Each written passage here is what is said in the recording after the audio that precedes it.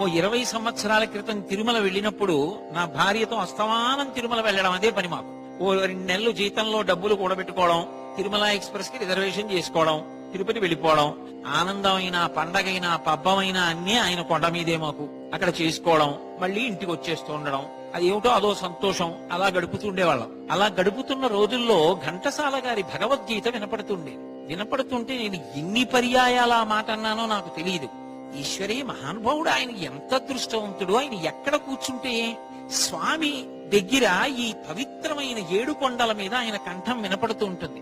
ఆయన చెప్తున్న మాటలు భగవంతుడు చెప్పినది భగవద్గీత. ఆయన చెప్పిన భగవద్గీత ఘంటసాల గారు చెప్తుంటే ఈశ్వరుడు కూడా చిరునవ్వుతో శ్రీదేవి భూదేవితో వింటాడు. ఎంత బాగా చెప్పాడో చూడా గాంభీర్యం. నేను ఎంత గంభీరంగా చెప్పానో అంత గంభీరంగా చెప్తున్నాడు అని ఈశ్వరుడు కూడా ప్రశంసిస్తాడు. ఆయన ధన్యుడు.